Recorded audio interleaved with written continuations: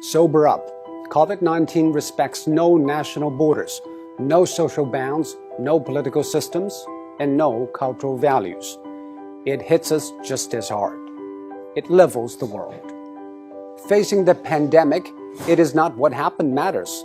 It is how we respond. For almost a month, it infected thousands in Wuhan in a day, and every hospital bed was occupied. Now, empty beds and closed wards in the city. How did China make it? It is nothing new, but it's worthy to know. According to an initial WHO report, an infected person appears to spread it to an average of 2.6 people. And after 10 generations of transmission, with each taking 5 or 6 days, that one initial case has spawned 3,500 in matters of days. And that is what the world is seeing. What China did is to break the cycle by human intervention. The scale unprecedented in history. Extreme, draconian, and aggressive. These are the words used to describe China's response. But now, people have come to terms with the new norm, lockdown. Some people say, isn't that a violation of individual rights?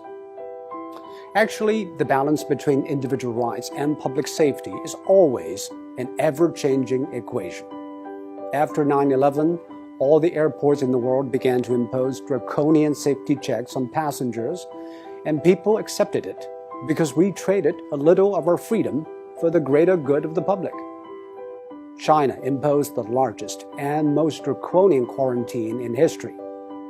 Factories shut, public transport stopped, and people stayed indoors. By doing that, it flattened the curve. On one hand, China avoided many millions of cases and tens of thousands of deaths.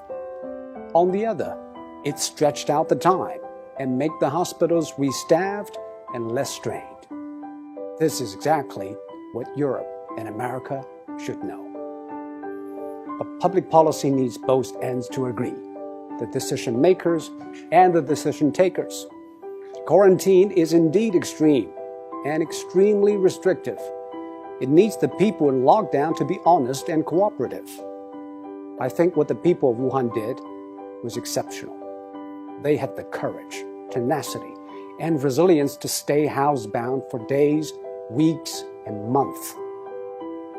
Most view the quarantine as a civic duty, and that is why it worked. Public health methods are universal.